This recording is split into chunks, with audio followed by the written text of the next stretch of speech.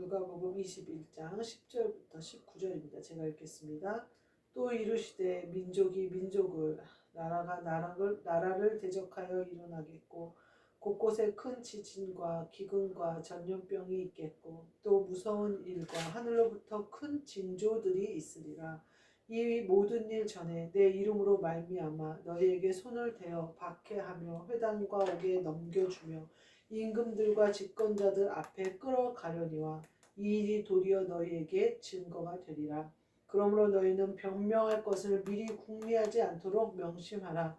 내가 너희의 모든 대적을 능히 너희 모든 대적이 능히 대항하거나 변박할 수 없는 구변과 지혜를 너희에게 주리라.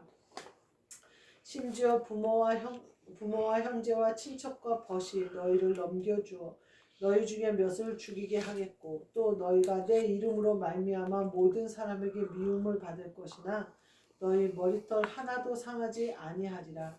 너희의 인내로 너희 영혼을 얻으리라. 아멘. 오늘 말씀은 전도라는 말씀으로 함께 은혜를 나누고자 합니다.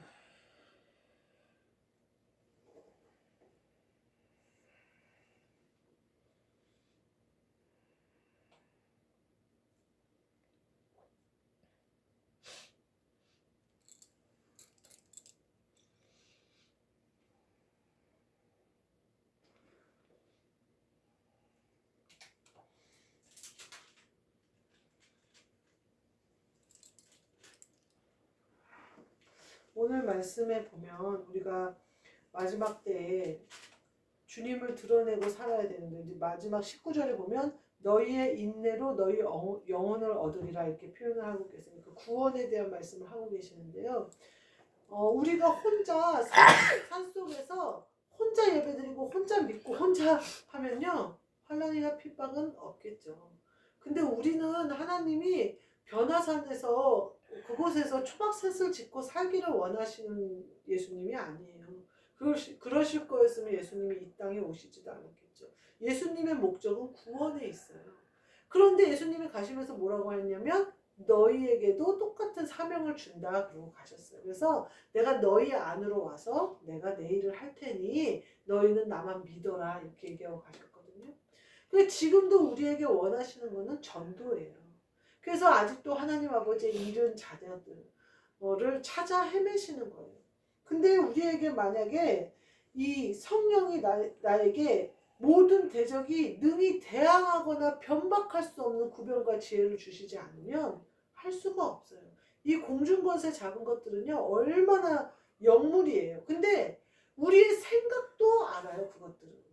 그러니까 귀신들은 귀신같이 우리 생각을 알아요. 우리는 예수님을 힘입지 않고는 예수님이 주시는 것을 힘입지 않고는 이길 수가 없는 거예요. 여기 14절에 뭐라고 그러시는 줄 아세요? 너희는 변명할 것을 미리 궁리하지 않도록 명심하래요. 미리 생각해 놓지 말라는 거예요.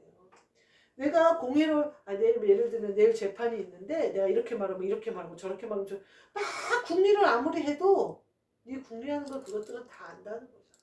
내가 너 입에 변명할 구변과 지혜를 주지 않으면 한마디도 이길 수 없다 이 말을 하는데 미리 궁리해 봤잖아 이 말이에요. 네가 아무리 책을 읽고 아무리 지식을 쌓고 아무리 준비를 해도 미리 준비를 해도 그것은 이길 수 없다는 거예요. 우리가요 미리 준비를 해서 사고를 막을 수 있다면 얼마나 좋겠어요. 근데 우리가 자동차 운전할 때 사고 날 것을 예상하고 운전하지는 않잖아요. 다 사고 안 날 거를 예상하고 운전하는데 순간의 실수로 사고가 나는 것처럼 우리는 그 어떤 것도 막을 능력이 우리에게는 없어요. 근데 하나님이 그러니까 미리 궁리하지 말래요. 미리 준비하지 말래요. 그러면 어떻게 되냐면요. 내 힘으로 그 재판을 하려고 해요. 내 힘으로 그것들을 이기려고 해요. 내 힘으로 하려고 해요. 내 힘이 들어가면요. 절대 주님이 주신 구변과 지혜가 나를 통해서 나올 수가 없으니까 미리 궁리하고 미리 연구해갖고 준비하지 말으라는 거예요. 그걸 명심하래요. 우리가요 위기가 닥치면요 제일 먼저 미리 궁리를 해요. 미리 준비를 해요. 우리가 사실은 미리 준비해야 할 것은 기도하는 거예요.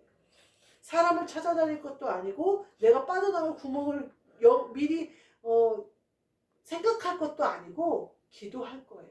내가 완전히 비워져서 내 힘이 아니라 주님의 힘으로 이걸 벗어날 수 있도록. 11절에 보면 뭐라고 그러냐면요.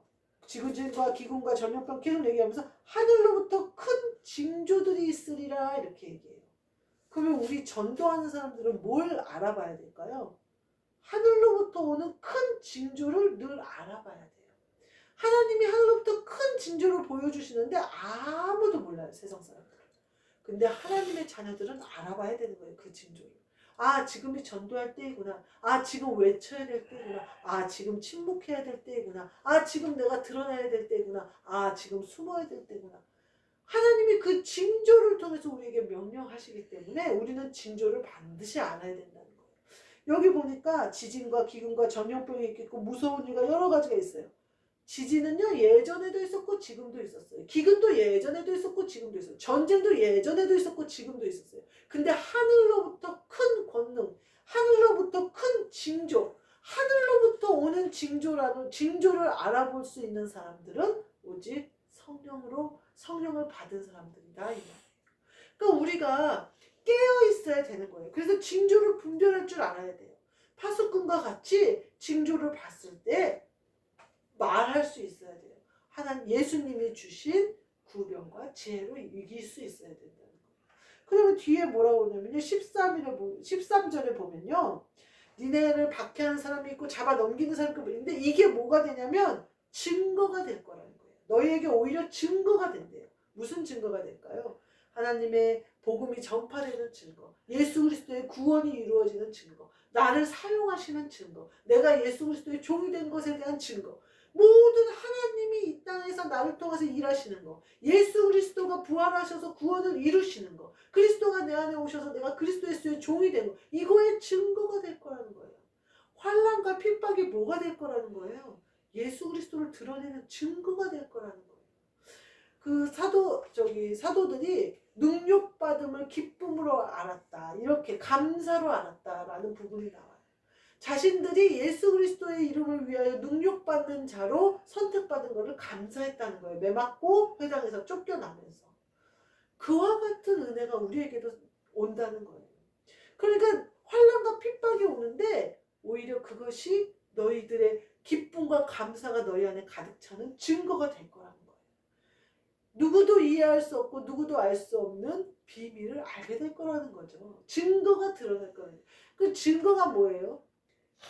누가 이렇게 내가 예를 들면 살인죄를 지었다고 감옥에 잡혀갔어요. 재판이 벌어졌어요.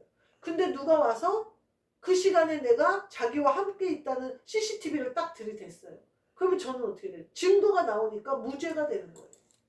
이와 같이 내가 어디든지 잡혀가든지 어떤 환난에 처하든지 어떤 고통에 처하든지 증거가 나타나는 거예요.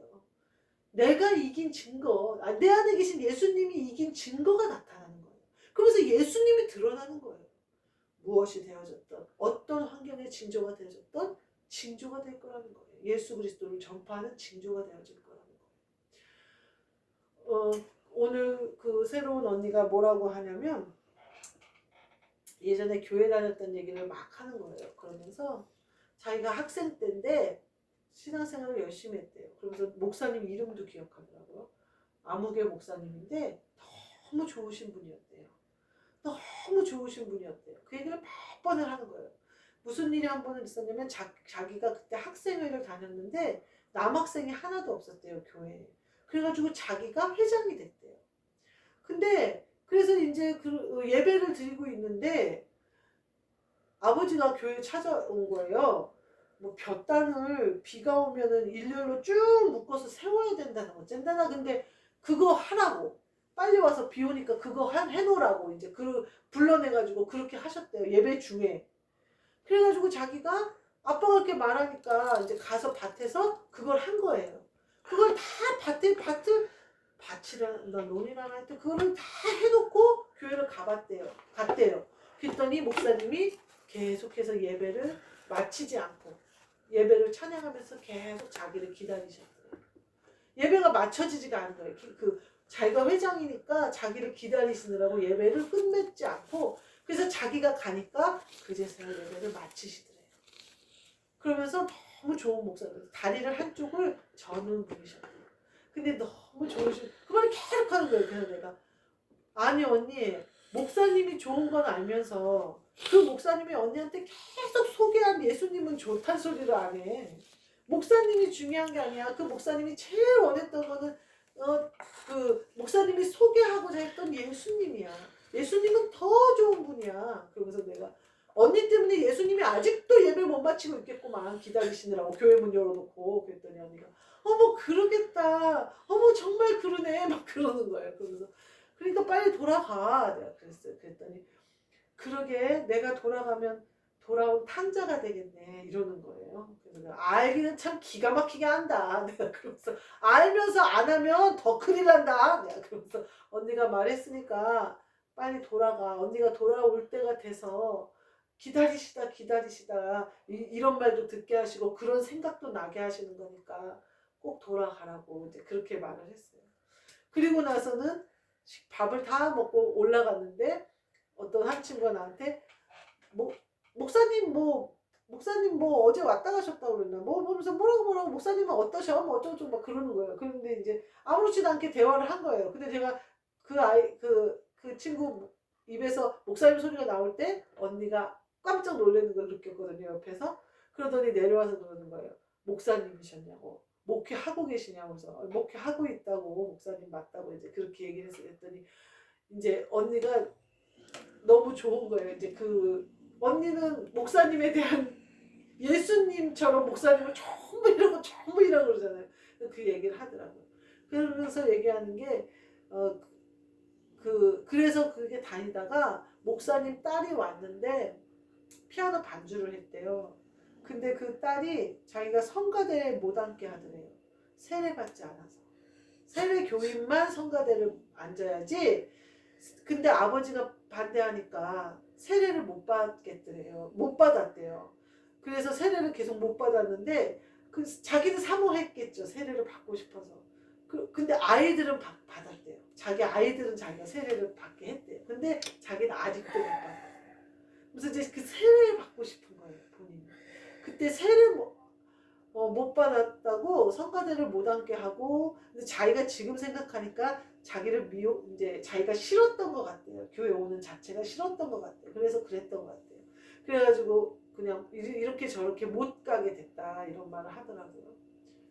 저는 보도도 또 못했어요. 성가대에 세례받지 않은 친구는 못 온다고. 그래서 그런 법이 옛날 교회에는 있었나 이런 생각도 했어요. 옛날에는 왜 술만 먹어도 출교되고 이러는 게 교회 회칙에 있었기 때문에 있었을 수도 있어요. 근데 뭐 여하튼 그렇더라고요. 시험에 들려니까 그런 것도 시험에 들더라고요. 그럼 본인이 세례를 어떻게 해서든지 받았으면 얼마나 좋았을까요? 신앙생활은요 착해서 되는 게 아니에요. 그 언니가 되게 착하거든요. 어른들도 되게 공경할 줄 알고 회사에 와서도 자기가 이제 들어왔다 생각하고 굉장히 모든 걸 열심히 하더라고요.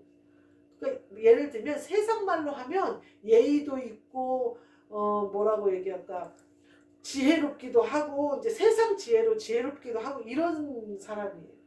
근데요 하나님을 믿을 때는요 돌파하는 능력이 있어야 돼요. 이런 모든 대적이 능히 대적할 수 없는 대항하거나 변박할 수 없는 구변과 지혜가 내게 있어야 돼요. 내가 그들을 깨끗이 물리칠 수 있는 완전히 쪼개버릴 수 있는 그 인내가 나에게 있어야 돼요. 그럼 19절에 뭐라고 그래요? 너희의 인내로 너희 영혼을 얻으리라 그러잖아요. 좀 막는다고 뒤돌아서면요 아직도 예수님이 문 열고 기다리신다니까 그 언니 와야 예배 끝난다니까요. 아직도 안 돌아왔잖아요. 그게 언제적 얘기야? 한 30년 40년 전 얘기일 거 아니에요. 그러고 보니까 애들은 세례를 줬다고 보니까 결혼하고도 결혼하고 교회 다녔는데 시어머니가 대문 앞에 붙어있는 명패를 싫어하더래요. 교회 명패를. 그것 때문에 이제 핍박 뭐 어떻게 됐는지 모르겠는데 그것 때문에 또 멀리하게 됐다 이런 얘기를 하더라고요. 아니 교회 문패로 해서 시어머니가 싫어한다고 못 오고 세상 착한 여자잖아요. 세상으로 보면 시어머니 공경할 줄 알고 어른 말 잘 듣고 순종하고 열심히 살고 부지런히 살고 세상 착하잖아요. 하나님 보시기에 어때요? 얼마나 예수님 속을 썩이는 거예요. 얼마나. 목사님이 예배 안 마치고 본인은 기다렸다가 예배 맞춰주고 그 기쁨은 본인이 알면서 지금까지도 본인을 기다리는 예수님의 애타는 마음을 왜 모르냐. 그러다 완전히 뺏겨버리면 어떡할 건데요. 이 하나님 자녀인데 완전히 딴 데로 흘러가 버리면 예수님이 이 땅에 오신 그 목적이 아무것도 아는 일이 되어버리면 어떡할 건데요. 얼마나 안타까운 일인지 몰라요. 17절에 보면요. 너희가 내 이름으로 말미암아 모든 사람에게 미움을 받는대요.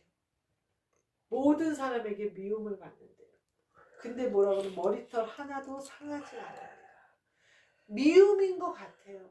그러나 그 안에는 하나님이 역사함이 있어요. 예수 그리스도의 사랑함이 있어요.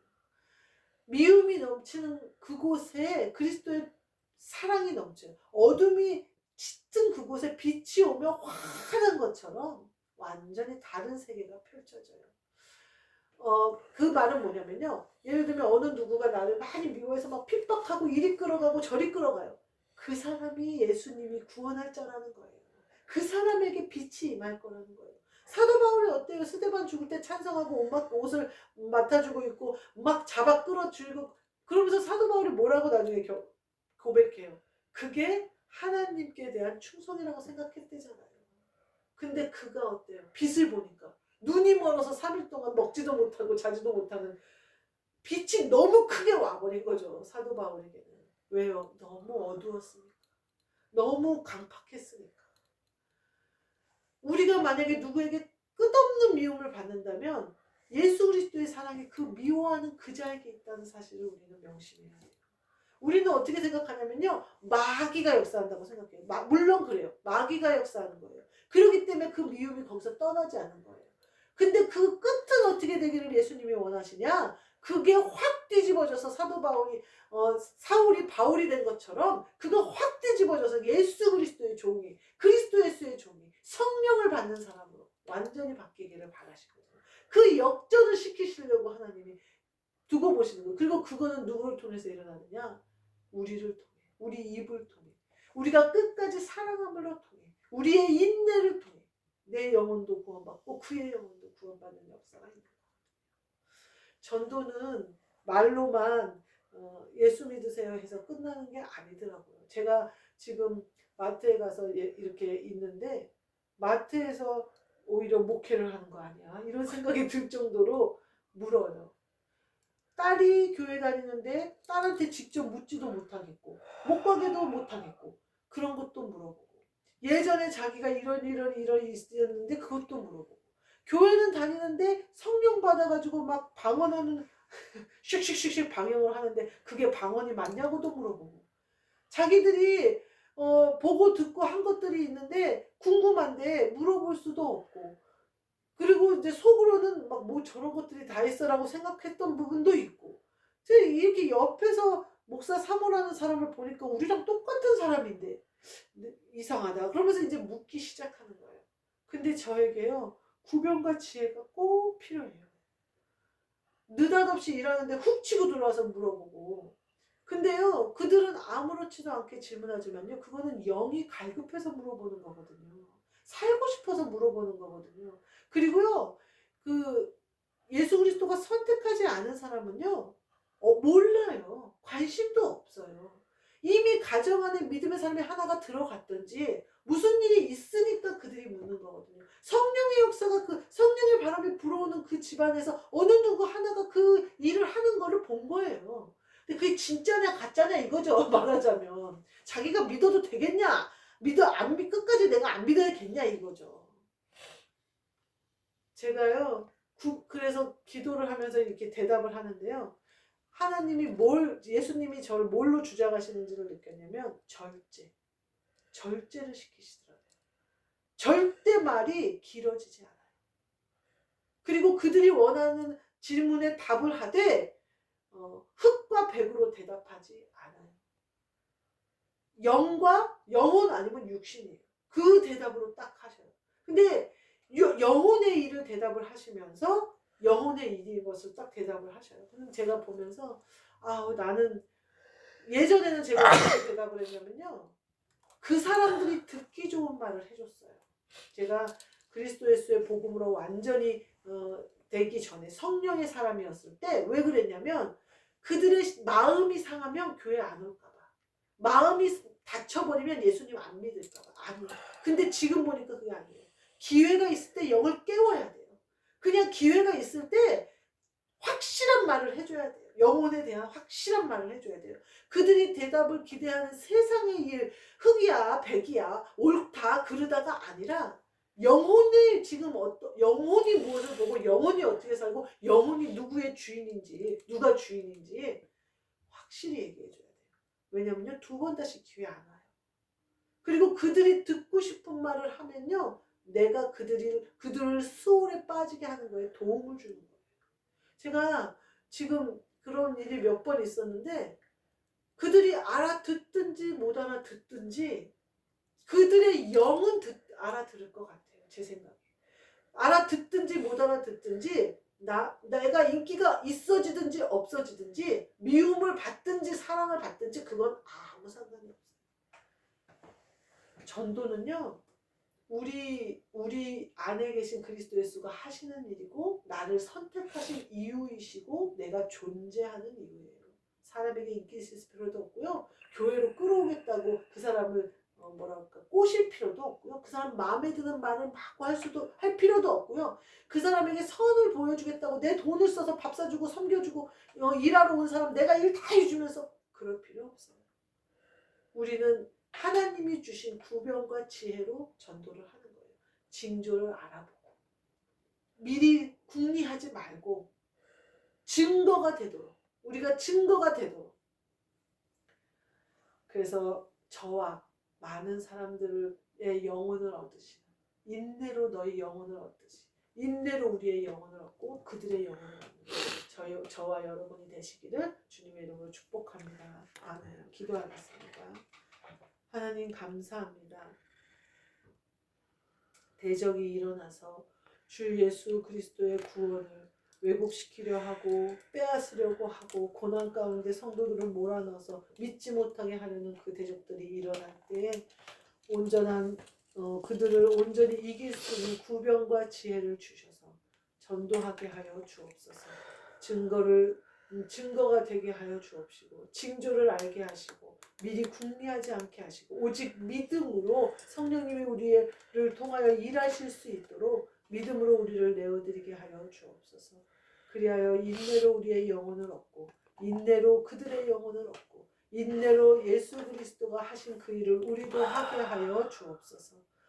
예수 그리스도의 이름으로 기도하옵나이다. 아멘. 하늘에 계신 우리 아버지여, 이름이 거룩히 여김을 받으시오며 나라가 임하시오며 뜻이 하늘에서 이루어진 것 같이 땅에서도 이루어지이다.